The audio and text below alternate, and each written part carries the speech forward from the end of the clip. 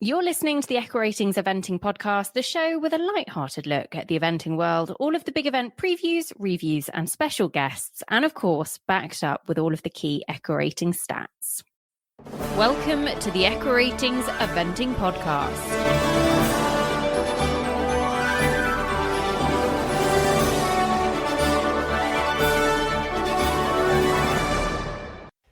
Welcome to the Equeratings Eventing Podcast, and we have got a Horse Heroes special for you listeners. And I'm really looking forward to this one because I have one of our very own on the show, Sam Watson. How are you? Yeah, I'm good, Nicole. You've sort of battled with me to do this show. And it feels very strange just being the two of us on a podcast, but here we go. I think the listeners, I hope the listeners will enjoy this. You've convinced me to do this, and I love the horse in question so much. And I think there's a little bit that a lot of people, from breeders to first timers at international level and all that sort of stuff, I think there's probably a little bit of the story that everyone might be able to relate to. I have been dropping hints for us to do this show for a little while, listeners, and Sam has been very, very modest and going, I don't know. But we have got him on to talk about the legend that is Horseware Bushman, George, who we speak about a lot on the podcast. I'm sure the Barbary story is going to have to come up in this show at some point, but he was the horse that really sort of shaped your career and has been a real driving force behind it. He's done 4 Badmintons, 3 European Championships, 2 World Equestrian Games, a Burghley. He was the first horse to get over 1,000 eventing Ireland points. He has an incredible CV. But let's go back to the beginning, because he was actually bred by your dad, wasn't he? John Watson bred him at home at Ballybolger. And little did you know what would become. I'll tell you what, Julia Watson bred Horseware Bushman. Oh, sorry, sorry, no, Julia. no, but it will be on all the paperwork that it was John Watson. But I can assure you that the person who's lugging haylage out to the furthest field, and it wasn't actually even Ballybolger back then. George was born in 1999, so he wasn't even he was a 90s boy, but he was bred by mum and dad. But I can assure you, mum did all the work. Team effort. Yeah, exactly. And that does make it special. Like I think we're not talking about we're not talking about a 5-star winner here. We are talking about a championship stalwart, a horse who loved badminton and went back there every time and gave me some great spins. But I think a horse who, I love the first time horses. I love when you see riders coming through on their first horse at the level, and particularly when you do that underage transition, so I did young riders with George, and we see that with a lot of younger riders these days. They do that young underage championship and then they go on to their first 5-star. And George did that and he kept going. But the fact that I can remember leading him out to the field, I think I was about 13 and I was leading him out to the field as a foal. It's pretty special to have those memories. He is a very, very special horse to us. He's a real family horse. Was it always the plan to keep him? Was it sort of an idea that actually he might be one for you for the future, or did that sort of just happen? He was a very good looking foal, I have to say, and he was earmarked straight away by my sister Rosie, who was the child prodigy, really. I mean, she did more underage championships than I did, and would have been more successful as well. Very stylish rider. I would have probably had a spell kicking a pony around a few logs and over a few ditches, but I was a very uninterested rider at that stage in my life. But actually, George turned out to be quite tricky. I'll tell you about his first ever, I think it was literally his first ever day out as a 4-year-old. I was being driven, I had to go back to school on a Sunday, and Rosie decided that it was time for George's first outing, which would be to go indoor show jumping. And we said we'd go in and watch this. He was one of the nicest foals we'd had. So we did think he was a special one to start with. And so we said we'd all go and watch this show jumping around, his first outing. And as we drove in, I think it was myself and mum driving in to the show jumping center, all we could see were ambulance lights going.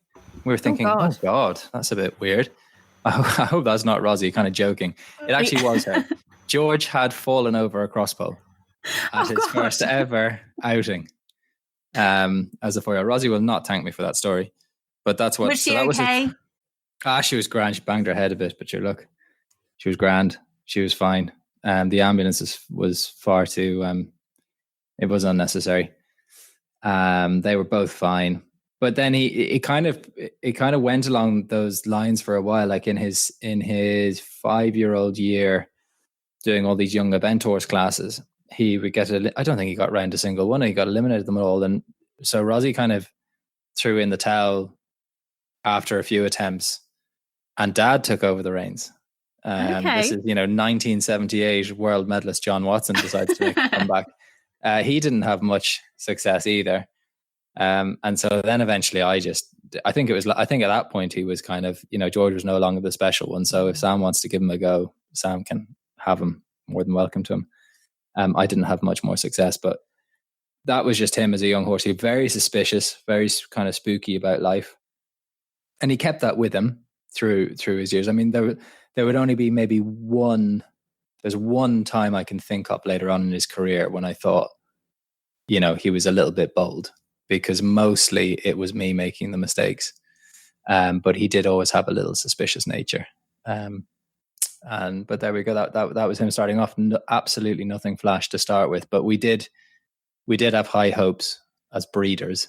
But then, his early competition years were not that promising.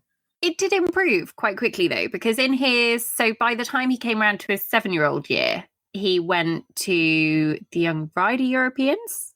In Pardubice with you and finished 4th individually before going to Le Lyon as well. Did you at that point, had you decided that actually eventing was something you wanted to make a career of, and he had given you the bug? He gave me the bug at the Young Riders. That was it? Yeah, to finish 4th, just missed a medal. I missed a medal by 0.1, I think. I missed silver by, I think, 0.8. So, and that was the year he came of age as well. I did in his 6-year-old year, I did a year with Lucy Vigasmar in England. I was definitely on the edge. I mean, I was really ready to hang up my boots that year, just because, I would have definitely turned on, walked away. The thing was, the year he was 7 was my last young rider year, and I hadn't done young riders. I'd done 2 years at juniors, and I just hadn't had a horse. We had a lovely farm, and I had Dad to coach me. In many ways, I was very, very lucky as a rider growing up. But the most expensive I'd never paid 15 grand, I think, for a horse, and that kind of stood right through until I think about last year or sometime ridiculous when I had a moment of weakness. But we would never buy expensive horses. So the only thing in the back of my mind was that George would be 7. Technically he might be able to do the young riders. He would be young to do it. And that's why we gave it a go. And it absolutely poured rain in the Czech Republic at Pardubice. And he shot up the leaderboard. He did a really good cross-country round to put him inside the top 10. And then he jumped clear on the last day as well. And that was the moment. I think probably I would say that even if I'd won a medal, I'd have been more likely to say, all right, that's it. I'll walk away now because I've done the underage stuff and I have a medal. But the fact that I came that close, and I had just had such good fun galloping around cross country in the mud on a horse that loved his job, and a horse that really came of age as well, went from being this kind of naughty horse that you could sort of overlook to a horse that wanted to compete now. That was cool.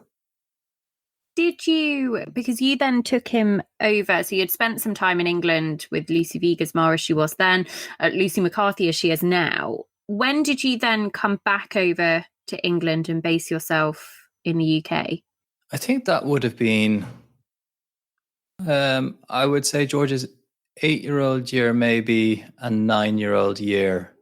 I probably did from home, just going over to England for the odd event.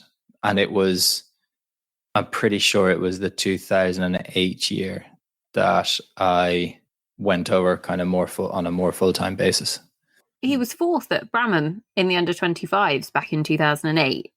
Stepped up to Poe to 5-star. It must have been one of the first years that Poe ran, actually, at 5-star level.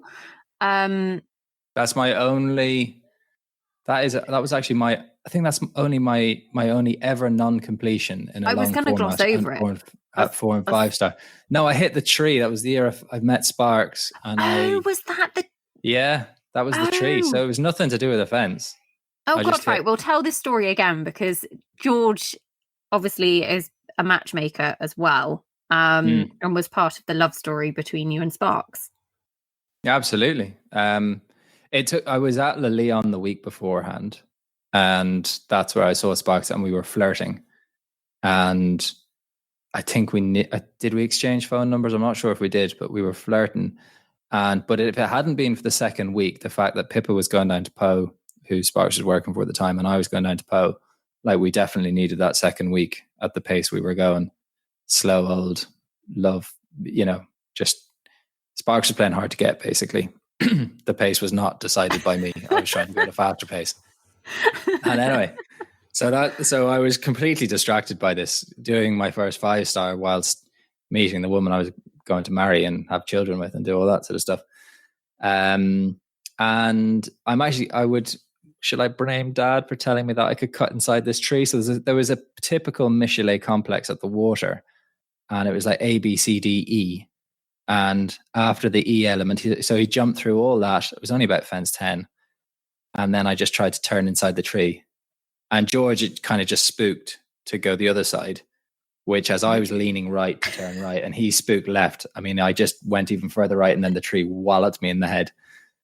And it was at the point as well when it became, if you fall, you're out, you're eliminated.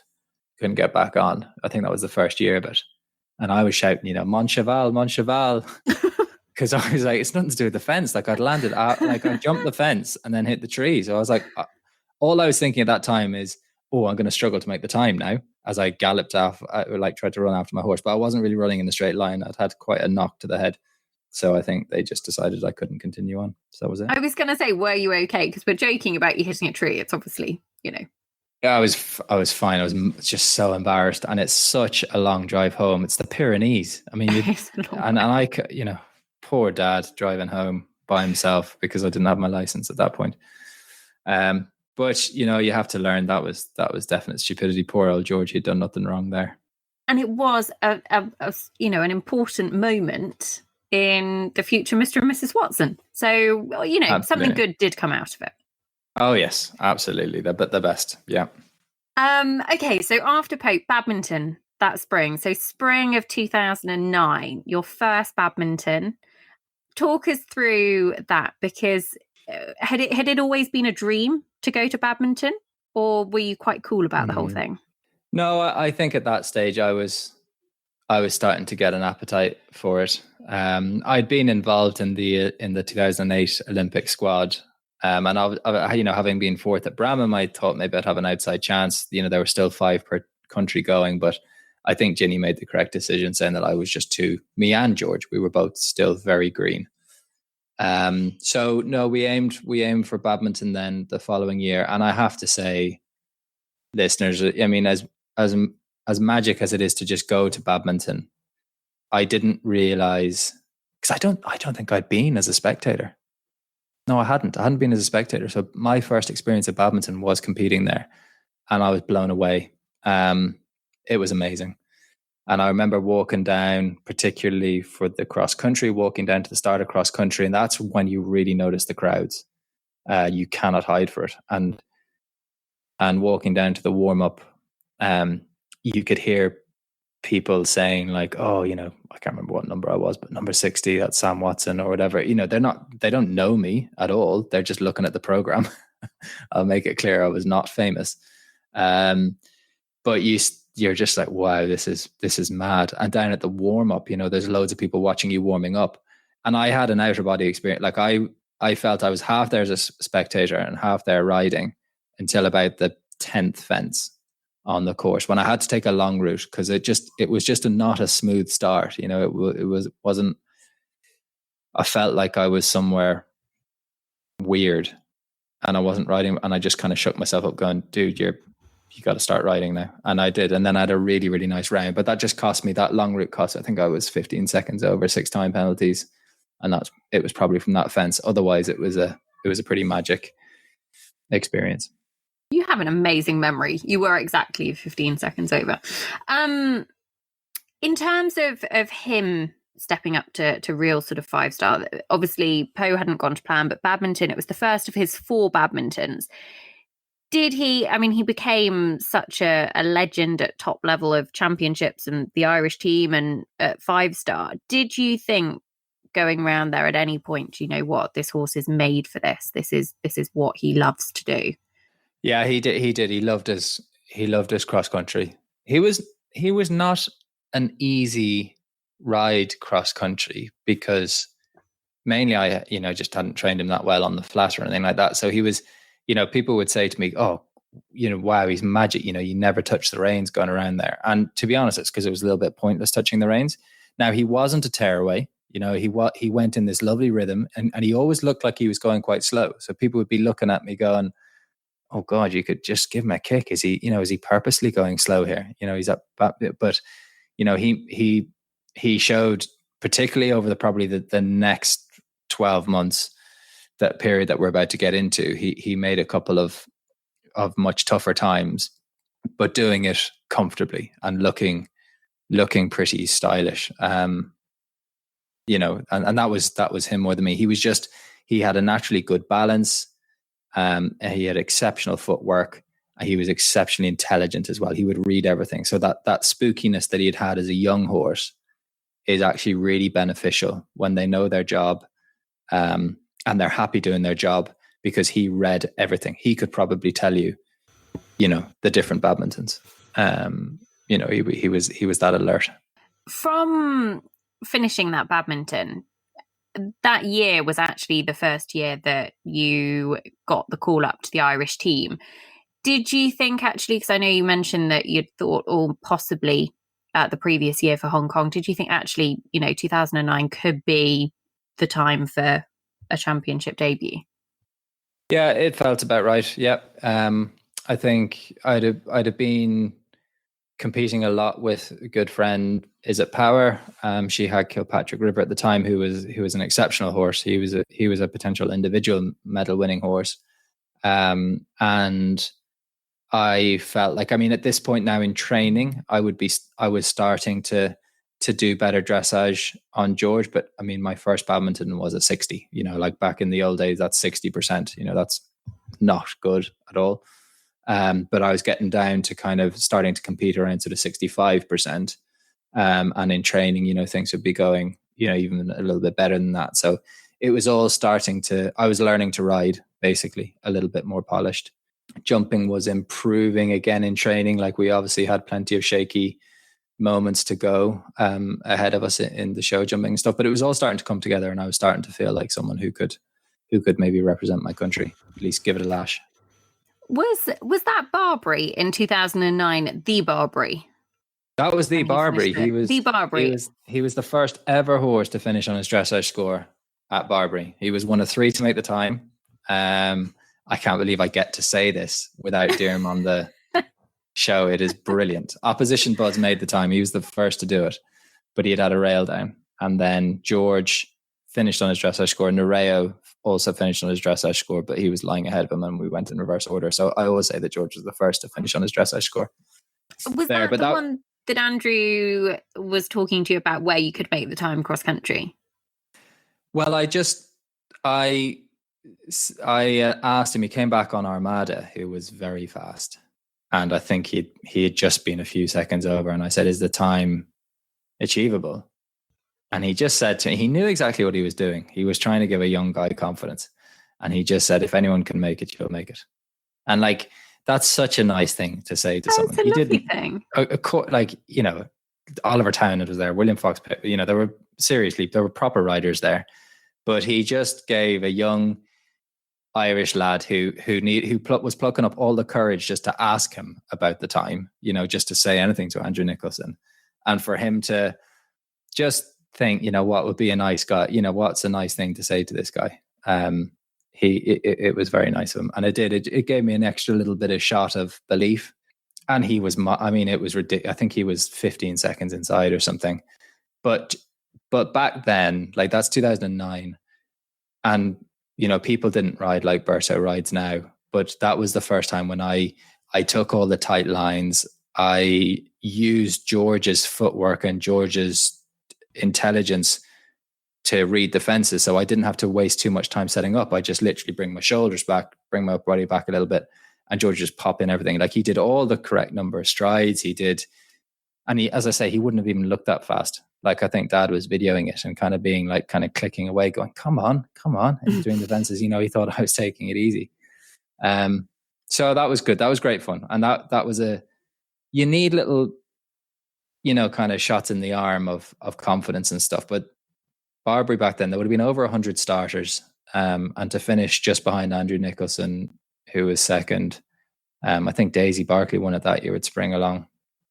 But there were plenty of people behind him as well in the top 10. That just gave me, that was my first proper result in England against proper competitors. And it was actually the result that secured you a call-up for Team Ireland to the Europeans that year, which were in Fontainebleau. Tell us about your first championship experience. Am I right in thinking that there was a story from the trot up? Oh, God, yeah. So you get, you know, your first championship, you're staying in a team hotel, you know, you get all the gear, you know, your trot up gear and stuff like that. I'm walking around. I think I've said before, the only thing I was thinking about was shades on or shades off, you know, when you go up to the grand jury. Just a cocky young lad getting his first championship appearance, straight into the hold box at the first trot up. I was like, oh my God, mortified. That was a little bit George. He wasn't never the world's best trotter. He taught me how to present a horse, because I had to learn, because he didn't really present himself. But that was quite a shaky moment. And that was just, you know, I think I was even called aside by Ginny to say, hey, Sam, just wake up and concentrate a little bit here, because you were, you know, walking around there thinking more about what you were wearing rather than, you know, presenting your horse for a trot up and stuff. So you needed that little wake up call. Dressage was fine. And cross country, it was a really challenging track. It was I think about 40% clear rate. Mickey Young skipped around with Sam clear inside the time, Nicola Wilson with opposition buzz.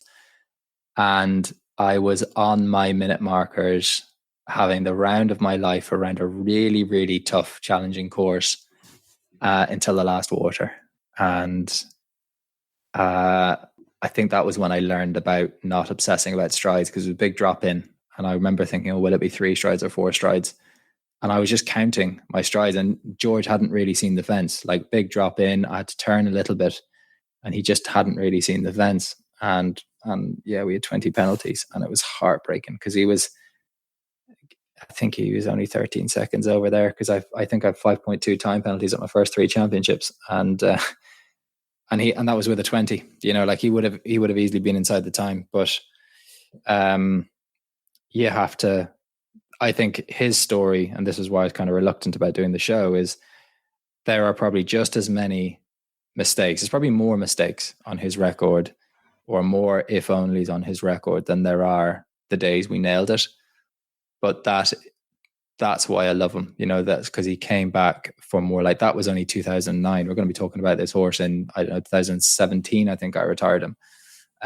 He was unbelievable, but he was brilliant that day, and I just had a bit to learn.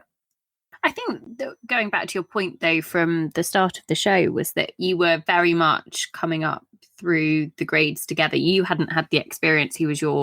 Yes, you had a couple of other horses competing internationally, but he was the first horse that you had at this level, and you were kind of learning the job together, so to speak.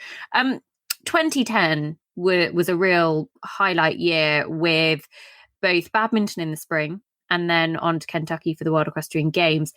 Talk to us about that badminton, because you were going back 12 months on, and it was his best ever finish just outside the top 10. And again, I guess just solidifying his sort of status as a horse that was so reliable in the cross country phase in particular, but on a tough day. Yeah, that was cool. That was the year Tappers won with I Know Nothing, and the rain came. I was always praying for rain at every one of George's internationals, because it wouldn't slow him down. It would slow others down. It wouldn't slow him down. As I say, he actually wasn't that quick, but he could handle the soft ground, and he actually loved it. So it rained at Badminton, and I'd done an okay dressage. It was, I think, sort of low 50s, which again is sort of mid 30s these days, which is fine. Back then it was fine. And so when he went clear inside the time, he was inside into the top 10. And I remember seeing it on kind of, like watching replays back, on BBC graphics and stuff like that, like they show a bit of you around. Claire Balding comes up and puts a mic under your mouth and goes, "Out of that, go," and stuff. And, that was pretty cool.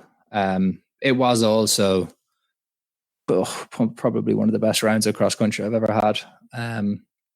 It was a brilliant, it wasn't just clear on paper. It was class. And, thanks to him. And, it's not an easy, Badminton, not an easy place to go and put in a pretty much foot perfect round. So that was cool. That'll always be a memory that'll make me smile. I think he was one of only 2 inside the time that day, the other being opposition Buzz, Nicola Wilson, who I want to say that Rosie Thomas and Barry's Best made it. Maybe. Your memory is better than mine, let's be honest. Well, I was there and riding. You were there and riding. Oh, no. I tell a lie. I am actually, it wasn't Rosie Thomas that I found, but Ben Massey did. Okay, there we go. And I didn't scroll down far enough, Ben. Apologies. Didn't have the best dressage, didn't have the best show jumping, but cross country was great. So there you are. Let's go on to Kentucky that year, your first World Equestrian Games. No, we don't have to. No, we can. Look, he actually, the big thing about Kentucky, it was an absolute privilege to work with Ferdy Alberg, I have to say. I think Ferdy is still one of the, your top dressage trainer. And we really got our dressage down. He went 46, I think. One of my best championship tests. So we're still back in old scoring, but we're knocking on the door 70% there. It was a good test. And everything was feeling good. Like I had a lot of mileage under my belt now at this stage, 2 Badmintons and a championship already. So I felt like this was I was ready to put in a big result in a championship, and it started on the right foot.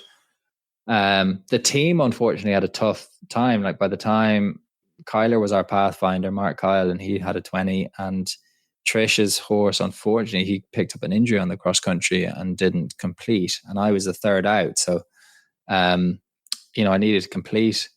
I think I had to take a little bit of a long route somewhere, just kind of team order stuff. And so I had I had a few time penalties, but a good round. And then it was just all about the pain of the last day, because we were in 6th, which at a World Games is the important point for your team, because the top 6 qualify for the Olympic Games. And it's all about Olympic qualification. And that was the first time I saw the Horse Sport Ireland mafia arrive. Everyone from all these departments that you'd never knew existed is suddenly interested in you, and kind of more mainstreamy reporters and stuff like that you've never really seen before. And because you're on the verge of becoming the first Irish team in any sport to qualify for an Olympic Games. So suddenly everyone's interested.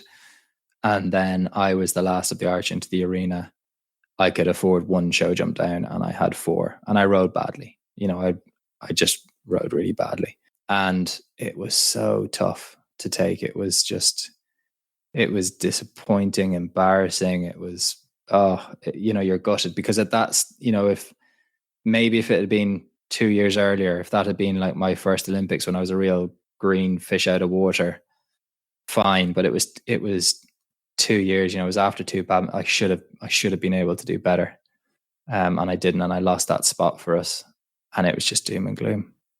It's ended up being part of sort of having a big impact on your career as you've progressed over the last sort of 8 or so years, focusing on the show jumping, and something that you've really, really worked on over the last few years in particular, and kind of applied the equa ratings analysis to, and all of those sorts of things. It wasn't to be on that day, but it doesn't take away that Bushman had been clear cross country around a tough Kentucky. can we go on to a few of the other highlights? I mean, we could go through all of his championships, but we probably haven't got all night. So let's pick a few of the highlights. I mean, he went to Le Moulin in 2011 as a European Championships, Burghley in 2012. He didn't get to do many Burghleys, did he? Because there was often a championship that he was at that year. He did 5 championships. So he did his 3 Europeans and his 2 WEGs. So yeah, that kind of ruled Burghley out. The kind of important ones for me was actually winning Hopetoun in 2011. That was my first international kind of higher level win, and Fox Pitt was there with a load of horses, and Ruth Edge had led the dressage, and it was kind of a home turf place for her, so I thought she'd be hard to beat. And his dressage was improving. Like we did a really good test that day, and it was good to have that. But he was ruled out for the season at the beginning of 2011. We had to get the vet out. We didn't go to Badminton in 2011 because he hadn't been sort of right at home, and we got a vet to come out and said, yeah, no, I'm afraid he's got an issue behind here and he'll need a year off. But the swelling went down, and I was kind of hacking him. I didn't believe in doing nothing. And so I just decided in around Tattersalls time, mid-season, to get a second opinion on this. And I brought him back to Ireland. And Marcus Swale said, yeah, look, there's not enough for me to be worried about. It's healed up quite well or whatever. And he came back, and I won my first advanced with him he won Tweezledown OI. I won my first advanced with him at Aston Walls, and then he won Hopetoun, and that was cool. And then I think we had the one moment in Le Moulin at the Europeans where he was a bit cheeky, just going into the water. It was sort of under the trees, and he just put the brakes on, and his suspicion kind of came back. And I think that's the only time where I can shift the blame a little bit more than 50-50 off my plate and onto his, because everything else was my fault. But we were a kind of a good old team then at that point. It was hard to not make the Olympics the following year, but I think from Ginny's point of view, that stop in Le Moulin added to the WEG show jumping penalties down. I can see it from her point of view. She'd taken me to 3 championships, and I hadn't really delivered at any. All I had bought was potential and promise, and I hadn't quite delivered. So I was on the bench for London, and sure, look, that was, it's no harm. What doesn't kill you makes you stronger. And got married that year instead. That was a much more important thing to do. And we still had a few kind of magic moments afterwards, really. Like I thought his cross country round at WEG in 2014, that stands out. Like I went out the start box, and I couldn't believe how soft the ground was. Like I've never walked around a course, for the 3-4 days before you go cross country.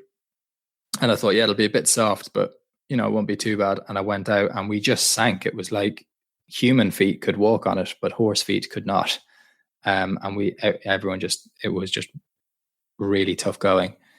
And I finished, George was full of running when he finished. I probably went a little bit too slow, but I was first out, and a lot of the other teams hadn't had a pathfinder around. And at least on that occasion, it didn't finish up how I wanted it to finish in the show jumping arena again, particularly as I don't think he had more than 2 fences down since the previous WEG. He'd become a clear or 1 down horse. Including at Badmintons and places like that, and then it just didn't go to plan at all in that WEG main stadium. But there we go. I suppose that going out as Pathfinder on a World Equestrian Games like that, though, from a Team Ireland perspective, there wouldn't be another combination that they would be looking to send out and actually get home. You've been to a number of championships by this point. The horse has been to Badminton. He's been top 15 there. You're both exceptionally experienced at this point. So to be able to send you both out as Pathfinders in really, really testing wet conditions was where Bushman really kind of came into his own and was a real stalwart for the team. if we had to say to you, do you know what, one moment from his career, what stands out as a highlight for you? Because I know that, I mean, we can go all the way through. He won at the 4-star short level in 2016, went on to Ballindenisk in 2017 and finished 4th there on his final international run. But what was the highlight for you from his career, if we can make you pick one? I think his best kind of moment on the pitch was that cross country round at Badminton in 2010. It was testing, and he just absolutely nailed it. The special, I mean, I loved his win. Like, he had 3 wins, and I loved them all, and they actually all came kind of with a little bit of rain on the ground as well. But actually, we talked about Hopeton Campfire was, instead of London, I think it was pretty much the same weekend as London. It was just literally a couple of days before it started. And that was important for me to be able to show that I wasn't going to let being on the bench stop me. So I think winning that, I think it was the first year Campfire ran as well. So it kind of, it was a bit of a home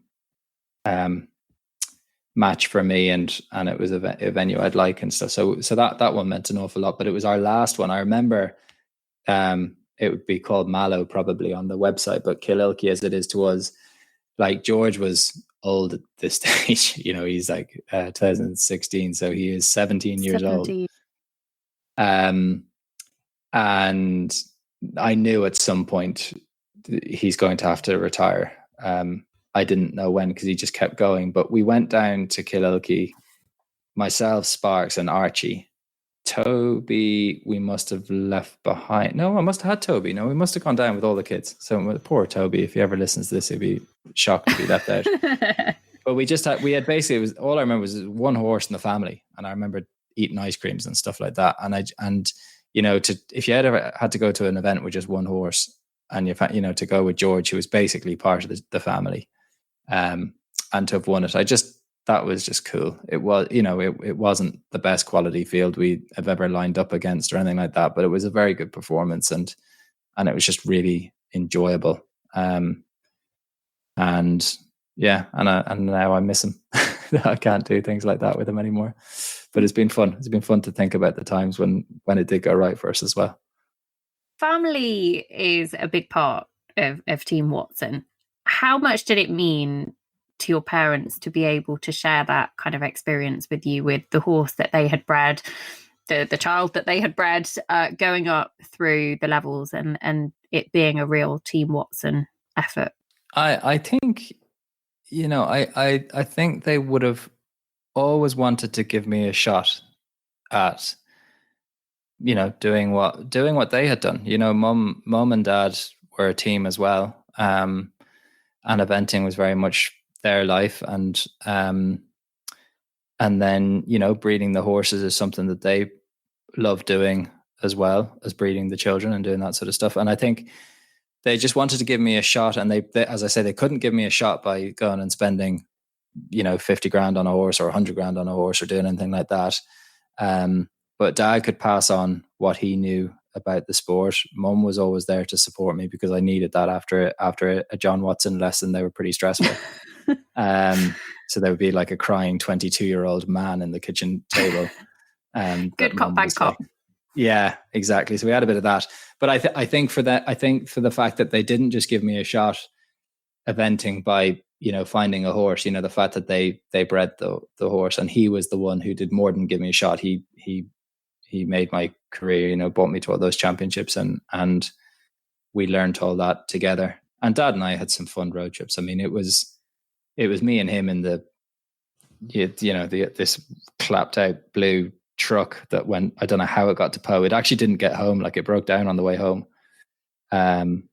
Tires blowing out and stuff like that. So we spent, it took us about 4 days to get home, but that's where I met Sparks and stuff. So we had great journeys with him. And I think, he's still here at Ballybulcher heading into another winter. We just love him to bit. Every time you see him, he just puts a smile on her face. Like, Mum rode him a little bit, used to hack him around at home when he retired, but he actually just wanted to go. He couldn't, he had like this little itch where he just wanted to go galloping.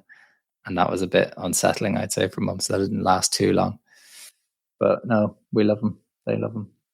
And he has actually sort of shaped a lot of what you love in a horse now, because he is by Puissance, who is a bit of a favourite of yours as well, isn't he? Yeah, they are tough. Like, and tough is a good word. It covers a lot of aspects of eventing in terms, there's mentally and physically. And I think also, but the attitude as well to keep grafting, to train every day. Like, it's not just about going to competitions, it's about putting in all the hours training, and if you can work with a horse, and if you can train a horse, you can improve them a huge amount. George's show jumping transformed. Like, I don't think he had a rail in his last, I want to say six internationals or 5 or 6 internationals. I don't think he had a rail down from a horse who had struggled in that phase. That was a huge achievement, particularly his last ever international. He jumped, we told everyone that he was going to retire at Ballindennisk in the spring. And that was in hindsight, that was the worst thing I'd done. If anyone here is going to retire a horse that people know about, don't tell them you're going to do it before the competition, because you usually just say afterwards, don't you? When the result, either you go quietly, if it didn't go to plan, you just sneak off and then, put it out on social media or something. But the fact that I said beforehand, everyone was watching, and he was really good. He was actually behind Mr. Bass that day. I think we were 4th and Mr. Bass won it. He was behind Mr. Bass, who won, Willinger Park Cooley, Oliver Townend, who had a runners-up place at Badminton. I think that's spring, possibly, or the following spring, and Caroline Powell. So it was there were some very, very good horses behind him as well, to be fair.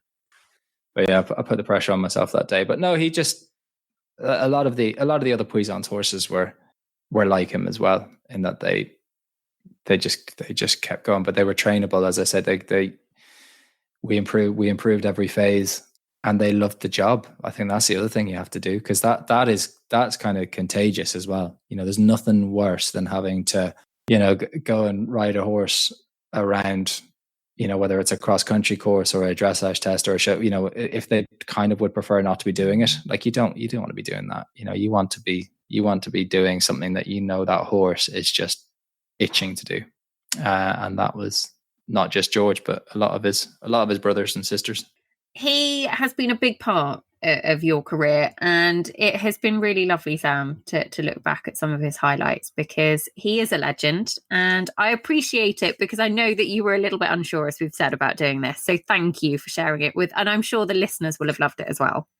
Well, I guess if, people, whether you've been mad enough to breed a potential event horse yourself, or whether you're getting eliminated in young event horse classes with a cheeky 5-year-old who doesn't want to jump fillers or doesn't want to go over a ditch or whatever, or maybe you're at that kind of junior young rider stage, and you just feel like things are beginning to fall into place with a horse, but he doesn't seem to be quite as flashy and quite a superstar as everyone else's horse. I would say keep the dream alive, because if George could do it, he should be that kind of, he is the kind of role model for the trier, the horse who will just put his heart on the line for you and keep trying. And I just can't believe it until he did it until he was like 18. It was amazing. You had an incredible partnership, and in fact, between you, 49 international competitions throughout his career, and you rode him for every single one of them. Horseware Bushman is a horse hero, and listeners, I hope you have enjoyed a real insight into his career, and a little bit of an insight into yours as well, Sam. One day we will sit you down for a no holds barred tell all interview, but for now, good luck doing that. Sam, thank you. We really appreciate it, and we have loved hearing more about his story. Thanks, Nicole. Listeners, we hope you've enjoyed it as well, and we hope you've enjoyed this latest episode in Horse Heroes. We will have more coming up for you over the next couple of months, and there will, of course, be plenty to keep you entertained in the build-up to Christmas as well. But for now, a big thank you for listening. Thank you for listening to the EquiRatings Eventing podcast. This podcast is available for free on iTunes, Spotify, Podcast Addict, or wherever you usually listen to your podcasts. Make sure you subscribe so that you don't miss an episode. Find us at eventingpodcast.com or search Eventing Podcast on social media. It's time for you to go up against thousands of eventing fans all over the world, because Eventing Manager is back, and this time there are real life competitions. Pick your fantasy eventing team of 4 from a virtual $10 million budget to be in with a chance of winning prizes, to play for your country and against your friends. The game will be available to play at a number of top competitions throughout the rest of the year, so what are you waiting for? Download the app for free in your App Store or on Google Play to get involved today. Visit EquiRatings.com for more information and use the hashtag EventingManager or tag @EquiRatings across social media. We would love to see your teams. Good luck, and we hope you enjoy playing Eventing Manager.